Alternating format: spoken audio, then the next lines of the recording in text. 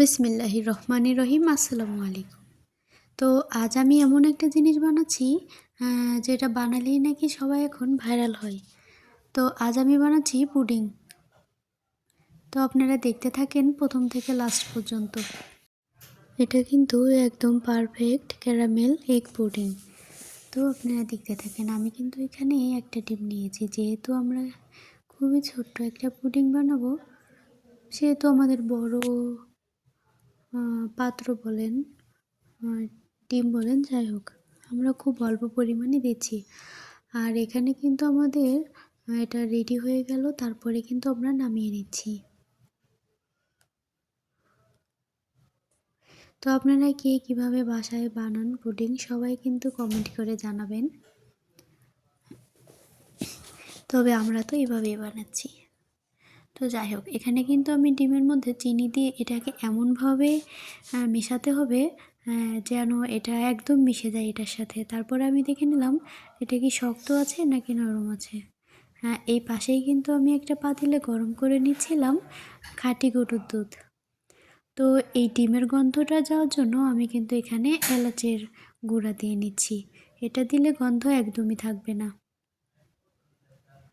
তারপরে কিন্তু এটাকে ভালো করে মিক্সড করে আমি কিন্তু এই গরম দুধের মধ্যে দিয়ে দিলাম। এই পুডিং বানানো যেমন সহজ তেমন কিন্তু কঠিনও। একটু এদিক ওদিক হলে কিন্তু এটা আর হবে না। তো যাই হোক, তারপর কিন্তু আমি একটা ছেঁকনি দিয়ে ছেঁকে এইভাবে একটা পাত্রে রাখছি, মানে যেই পাত্রে আমি আসলে পুডিংটা বানাবো সেই পাত্রে রাখছি। আর এরকম ছেঁকার কারণ হচ্ছে যেন কোনো সর এর মধ্যে না যায়। দেখা গেল সর গিয়ে এটা হলো না। তো যাই হোক, এই জন্য আর কি আমি আর সুমাইয়া আস্তে আস্তে করে এভাবে ছেঁকে নিচ্ছি। তো আপনারা দেখতেই পাচ্ছেন এটা ঘন হয়ে আসছে, আসলে এটাই হচ্ছে সর। তো দেখেন, এটাকে খুব আলতোভাবে অনেকক্ষণ ধরে আমরা এটাকে তৈরি করলাম। তো যাই হোক, এখন কিন্তু আমরা একটা কড়াইতে পানি নিয়ে নিব। পানি নিয়ে কিন্তু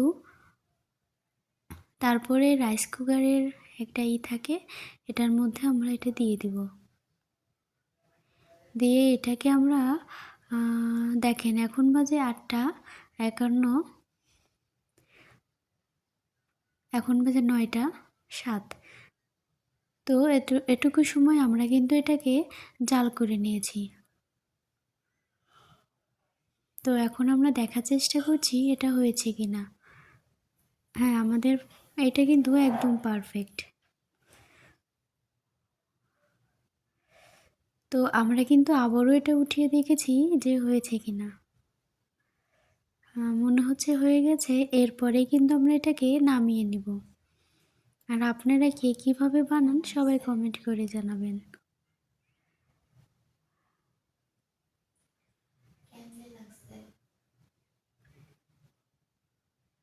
আমাদের পুডিং কিন্তু আমরা নেক্সট ভিডিওতে আপনাদের দেখাবো।